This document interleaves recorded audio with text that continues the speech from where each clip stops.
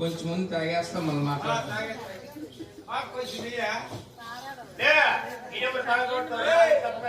తాగితే తప్ప తాగితే తప్పని చెప్పింది ఎవడురా?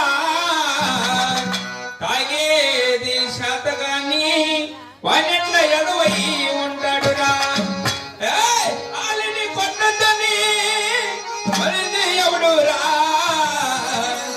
ఆలి కాళ్ళు పట్టుకుని ఈయనెట్ల ఎగవై ఉంటాడురా? మజ లేకపోయినా ముందుకు బంధురా? హుషారు లేకుంటే బతుకుందా దండగరా? రాగా తాగమ్మా, చచ్చిపోతారు కదా తాగేదంటే. రారాపోదాము నారిగా, రారాపోదాము నారిగా, కళ్ళగిరికి పోదాము, కడుపు నిండా తాగుదాము. రారాపోదాము నారిగా.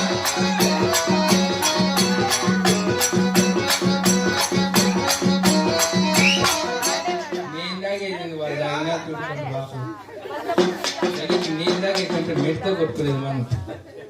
కౌంటర్ ఇద్దరమే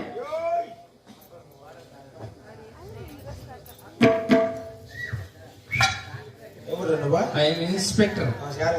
నమస్తే. నమస్తే. ఏం ఇన్స్పెక్టర్ సార్? గలీజ్ ఇన్స్పెక్టర్. కొత్తకోట మల్లమరే, కొత్తకోటలో ఆర్టీసీ బస్ స్టాండ్ లో బాత్రూమ్లు కడిగేది ఎవరని కొండవు మనమే.